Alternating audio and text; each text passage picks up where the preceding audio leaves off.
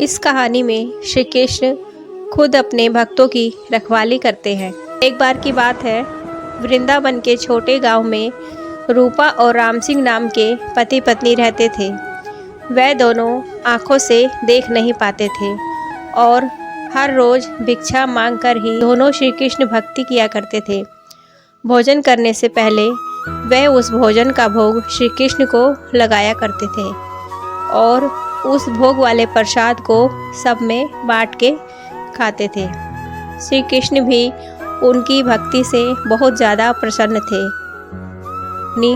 इसी कारण उनको श्री कृष्ण ने कभी भी भूखे पेट सोने नहीं दिया।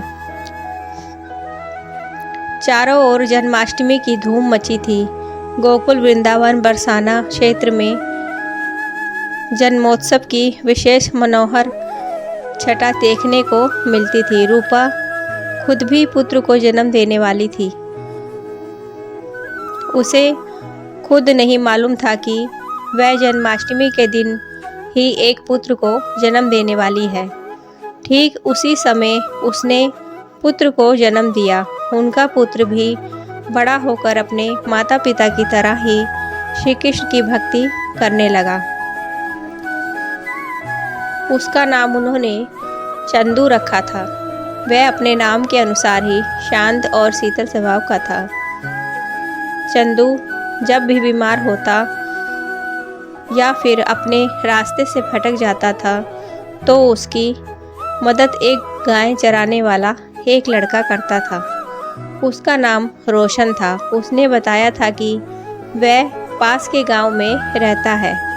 जब भी चंदू के परिवार पर कोई विपत्ति आती तो रोशन सदैव रखवाला बनकर खड़ा रहता था।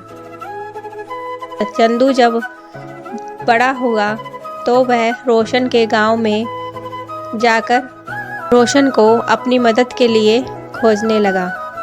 जैसे ही वह गांव पहुंचा, उसने रोशन के बारे में पूछा तो लोगों ने बताया कि यहाँ कोई रोशन नाम का लड़का नहीं रहता। उसके बाद चंदू ने सोचा अब इस रहस्य का पता लगाना ही होगा। चंदू उसे ढूंढता रहा परंतु उसे रोशन कहीं नहीं मिला। फिर एक बार चंदू की माँ को बहुत ज़्यादा बुखार हो गया था और उसकी माँ की हालत बहुत बिगड़ गई। तब फिर रोशन उसके घर सहायता के लिए आया और शाम होते ही अपने गांव की ओर लौटने लगा। उस समय चंदू भी उसका पीछा कर रहा था और चोरी चोरी दूर से उसे देख रहा था। रोशन वहाँ पर मौजूद एक मंदिर के अंदर दाखिल हो गया। चंदू भी उसे देखता रहा। काफ़ी समय तक इंतज़ार करने के बाद जब चंदू ने देखा कि रोशन मंदिर से बाहर नहीं आया है तो ऐसे में चंदू उस मंदिर में गया। उसने देखा कि वहाँ पर कोई भी नहीं है। वह अदृश्य हो गया। वहाँ पर केवल भगवान श्री कृष्ण की मूर्ति थी।